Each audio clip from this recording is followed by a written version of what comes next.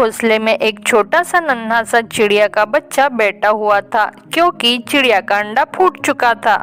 टुनटुनी चिड़िया उसी रास्ते से जा रही थी तो उसकी नजर टूनी के बच्चे के ऊपर पड़ी और चिड़िया उसके पास गई और टूनी चिड़िया से बोली, ओ बहन उठो, तुम्हारा अंडा फूट चुका है।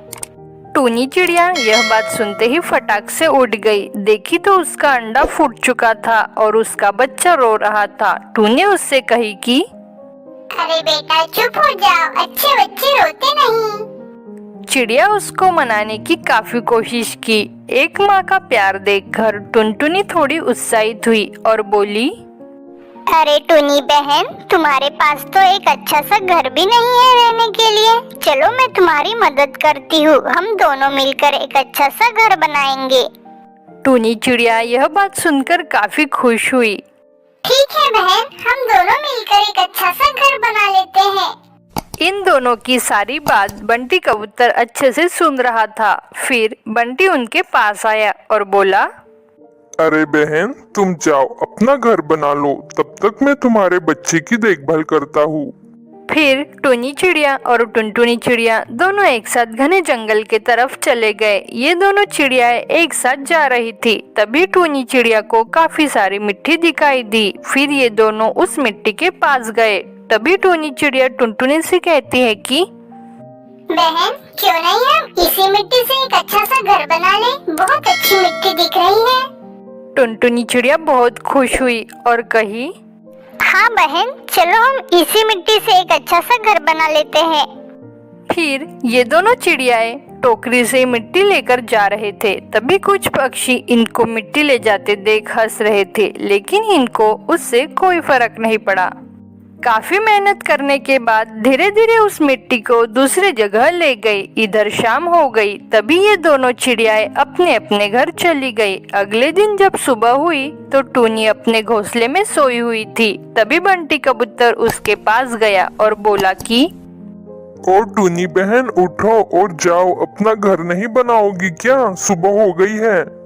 टूनी चिड़िया फटाफट उठ गई और कही कि अरे नहीं भैया, मैं अपना घर बनाऊंगी, मैं अभी जाती हूँ। आप मेरे बच्चे का ख्याल रखिएगा, मैं चलती हूँ। टूनी चिड़िया चली गई। इधर टुनटुनी चिड़िया उस घर को बनाने में लगी हुई थी। अभी बना ही रही थी कि तभी टूनी चिड़िया वहाँ पहुँच गई।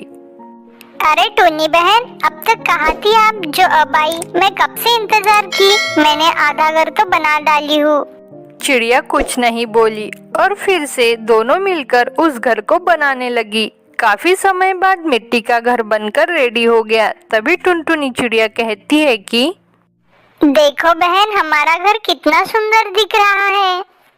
हाँ बहन, हमारा घर बहुत सुंदर दिख रहा है। तुम यही रहो, मैं तब तक अपने बच्चे को ले आती हूँ। टूनी चिड़िया अपने बच्चे को लाने घर गई और बंटी से कहती है कि बंटी भैया, अब हमारा घर बन गया है और अपने घर में अपने बच्चे को लेकर जा रही हूँ। और आपका बहुत धन्यवाद, आपने मेरे बच्चे का बहुत ख्याल रखा।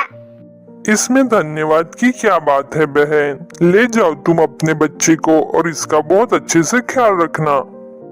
फिर चिड़िया और बच्चा दोनों एक साथ मिट्टी वाले घर के तरफ चल पड़े और खुशी खुशी उस घर पर रहने लगे। उनका जीवन अच्छे से बीत रहा था। टूनी चिड़िया यह बात सुनकर बहुत खुश हुई और फटाफट महल के पास चल पड़ी। थोड़ी देर बाद घर के पास पहुंची। देखी तो घर बहुत सुंदर था, देखने में अच्छा था।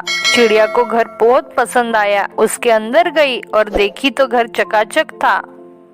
धीरे धीरे शाम होने लगी। उसी दिन से टूनी उसी घर में रहने लगी। अगले दिन सुबह हुई तो चिड़िया उसी घर के दरवाजे पर बैठी हुई थी। तभी उसके मन में एक ख्याल आया कि कल पेड़ ने बोला था कि ये घर कोई मामूली घर नहीं है, यह घर एक जादुई घर है। थोड़ा चेक करके देखती हूँ। चिड़िया ने घर से कुछ दाने मांगे तो थोड़ी ही समय में दाने आ गए। चिड़िया यह सब देखकर बहुत खुश हुई। उसी जंगल के कुछ पक्षी आपस में बातें कर रहे थे। आजकल तो टूनी दिखाई नहीं देती, पता नहीं कहाँ चली गई।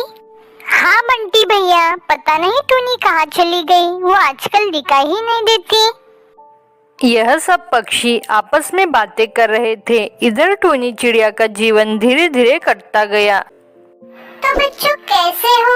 अगर आपको हमारी कहानी पसंद आई हो तो प्लीज एक लाइक जरूर करो और ऐसी कहानी देखने के लिए हमारे चैनल को जरूर सब्सक्राइब करो। पूरी वीडियो देखने के लिए आपका धन्यवाद।